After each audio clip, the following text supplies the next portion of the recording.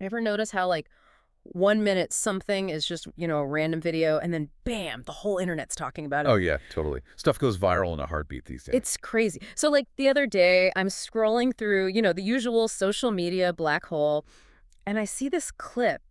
Dot guy in a Lamar Jackson jersey, clearly a Ravens fan, right? And he is going off on these two Agreed. people. Way after the game. Yeah, it looked like right outside the stadium, and he's like screaming, "I don't lose," while he's like attacking them. Whoa, okay, that's intense. Just a regular post-game scuffle or... Well, that's what we're diving into today because, yeah, on the surface, it's like another crazy fan caught on camera, but it just felt different. Like there's this whole other layer to it. Right, like it's tapping into something bigger, maybe. Exactly. So we're going to break it all down. Who are these people? What really went down? And why does this video feel like, well, more than just a video? I'm all ears. All right, so rewind back to last Sunday.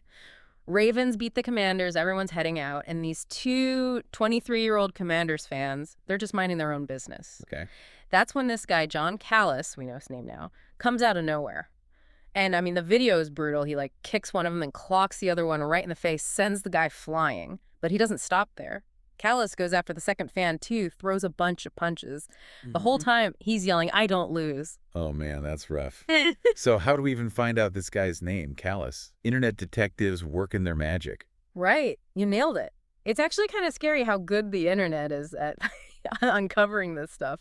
By Monday morning, they'd used facial recognition, dug through social media. They even analyzed the background of the video to figure out exactly where they were. No way. Seriously. Talking about Yeah, 21st century CSI skill. I know, but here's the kicker. By Monday afternoon, Callis was fired from his job. The internet, my friend, is a powerful force. Yeah, it's a total double-edged sword. On one hand, it's incredible that people can be held accountable for their actions, especially when, traditional methods are slower. Remember that whole thing with the woman throwing a cat in the dumpster? The internet found her in like a day, and she ended up facing charges. Oh, yeah, I remember that. Crazy. But then there's the flip side, the mob mentality, the potential for getting it wrong, ruining innocent lives. It's tricky. It's like, where's the line? When does the court of public opinion actually become, a problem? It is a slippery slope. And get this, in Callis's case, it wasn't his first run-in with the law. Back in August of 22, he got arrested in Florida for resisting arrest. Apparently, he got into it with the cops who were breaking up a party.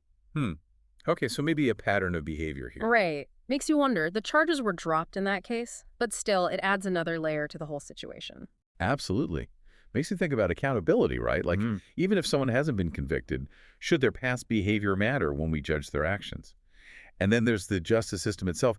How does all of this online pressure, the court of public opinion, influence how these cases are handled? And how do we make sure the punishment actually fits the crime, regardless of whether someone's, like, internet famous or infamous?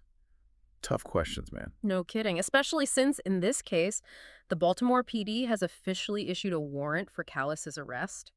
We're talking some serious charges here. First-degree aggravated assault, which means he could have really hurt those guys, and 3 counts of second-degree assault. This is big stuff. Wow. Yeah, this definitely isn't just a story about one guy. It's like shining a light on something much bigger: violence, sports fanaticism, the crazy power of social media. It's a lot to unpack. Right. Like, does the environment of sports, the heightened emotions, even just being part of a crowd, does that contribute to this kind of behavior? Or am I oversimplifying things? Well, I mean, it's definitely complex. Sports can create such a strong sense of community, but there's also that us versus them thing, which can turn ugly fast. And then add alcohol into the mix, adrenaline. It's a recipe for unpredictable behavior, to say the least. And then throw the internet into that cocktail. Suddenly, everyone's a journalist, a filmmaker, a judge, and jury. It's a whole different ballgame. No doubt. And that's what makes this case so fascinating. It forces us to confront a really important question. In a world where everyone has a camera and a platform, how do we prevent stuff like this from happening?